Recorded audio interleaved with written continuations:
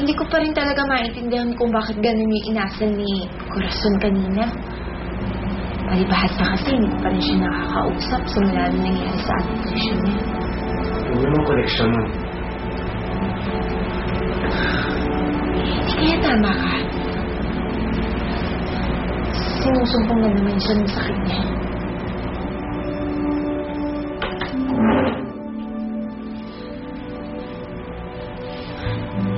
Kasi hindi pa rin nakakalimutan ni Corazon yung nangyari. Lalo, natatakot ako.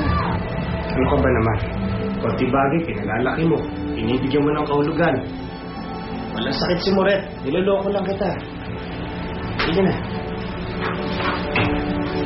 Halika na. Halika na.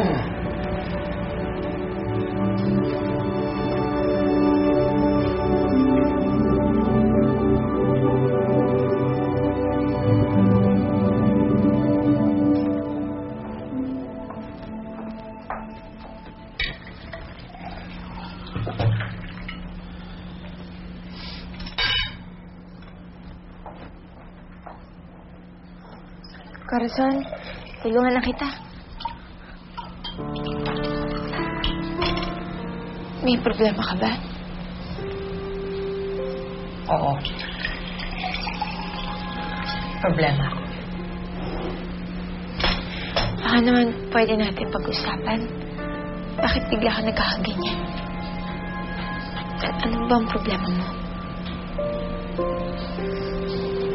Ikaw ang problema ko, Lorna. Umalis ka na nga dito. Palamunin ka eh. Palamunin? Teka lang, Corazon. Si Ate Rita mo lang may karapatang magsabi niya sa akin. Sinabi ko nang lumayas ka na dito. Bakit mo ba ako pinapalis? Ano bang ginawa kong mali sa'yo? Bakit magalit na galit ka na naman sa akin? Di ba sabi ko lumayas ka na? Lumayas na kayo sa impyernong bahay na to. Anong ginawa na sa'yo? Lumayas na kayo dito sa bahay na to. Lumayas na kayo dito. Lumayas na kayo dito. Nagpapalayo ka na naman ba? Bakit mo sinasaktan sa Lorna? Sinasapian siguro to eh. Lorna, okay ka lang ba?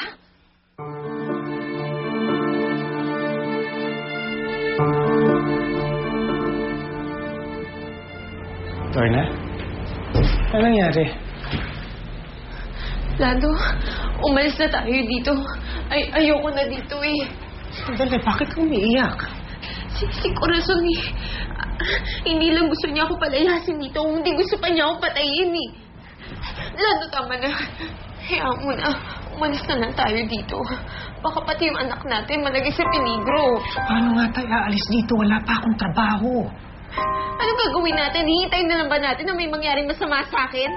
Sa anak natin? Bago pa tayo umalis dito? Walang mangyayari sa'yo at sa magiging anak natin. Pinapangako ko sa'yo yan. Lalo, anong gagawin mo? Tama na. Ayoko nang palakihin yung gulo.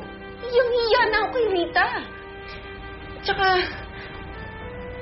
pinagalitan na niya si Corazon kanina. Kamag-alala. Magsasabihan ko lang.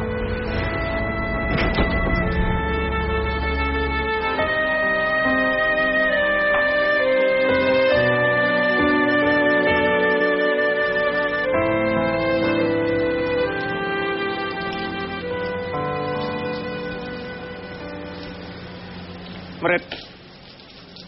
Moret! Gusto mo raw patayin ng mag-ina ko? Hindi ko sila gustong patayin. Baka ikaw, Kuya Lando. Unti-unti mo pinapatay ang pagsasama niyo ni Lorna. Isasabi mo, ha? Huwag ka nang magkunwari. Nakakahiya ka. Itigil yun ang kababuyan niyo ni Ate Rita. Kuya Lando, huwag mong sayangan ang pagmamahal sa'yo ni Lorna. Ginawa ko yun para maisalbang pagsasama niyo. Gusto ko kayo ilayo kay Ate Rita. Ikaw, ano bang kaya mong gawin para maisalba pagmamahalan niyo ni Lorna, ha? Kaya kung may natitira ka pang kahihiyan, o kung may buto ka pa, pakalalaki ka naman. Manindigan ka para sa mag-ina mo, para sa magiging anak mo. Yun lang ang paraan para matigil na tong kababuyan niyo. Umalis na kayo rito.